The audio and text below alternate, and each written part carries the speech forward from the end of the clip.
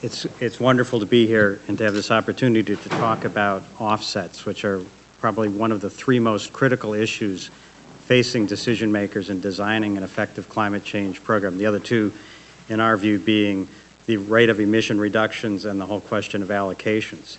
These three things together will be critical in determining the economic impacts and the environmental effectiveness of any climate change legislation. And agriculture and forestry are very significant in the equation because they both contribute large amounts of greenhouse gases that are hard to regulate under a cap and trade system, and thus are ideal candidates for providing offsets.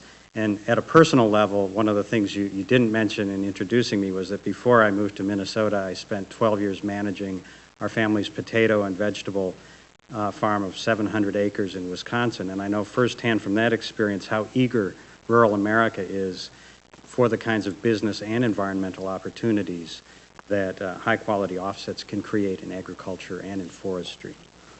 Now, offsets are also critical for our company as well. We're a major power producer. We own and operate 23,000 or so megawatts of power plants throughout the Northeast, the South, and California.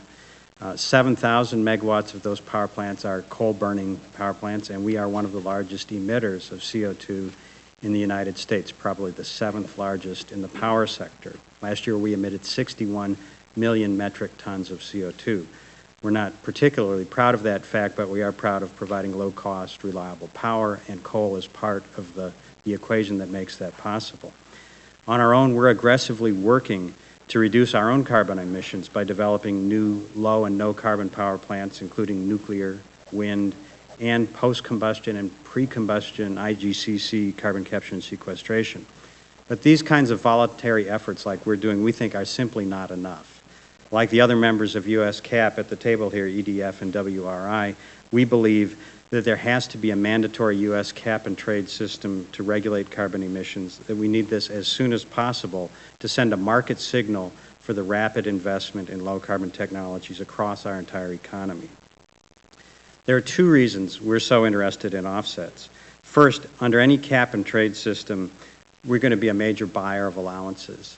We favor a bill that would have a mix of auction and allocations like the Lieberman-Warner bill does. Under that bill, we would get enough free allowances for about 46% of our emissions and would have to buy the rest, about 33 million allowances in the first year. If we can buy offsets for less than those allowances, we'll buy as many as the law allows. That's simply in our interest to do so. But more than our own interest, the basic laws of supply and demand mean that the use of ample amounts of offsets, because they're anticipated to be less costly than many of the emission reductions in the regulated sector, should not only lower prices for us, but should lower prices for consumers throughout the U.S. economy.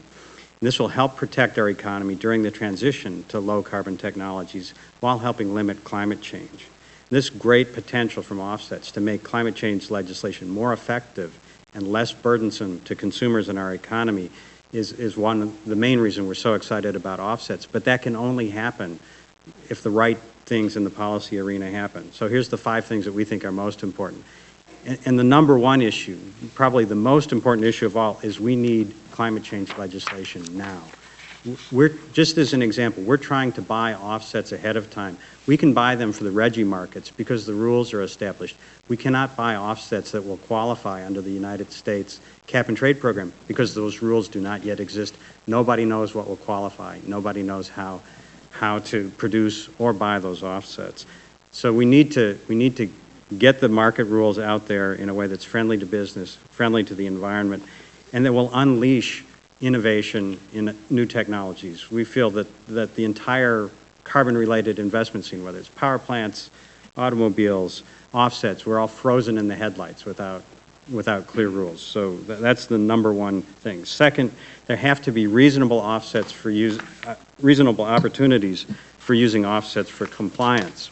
As you've heard, various modeling exercises suggest that more offsets result in lower prices. We think this is critically important, but it's important not to ask for too much because, as any farmer knows, too much of a good thing can cause the price to crash, and too low of a price that could happen perhaps from unlimited offset use would not necessarily be in anybody's interest. So it's important to get the quantity right and the price right.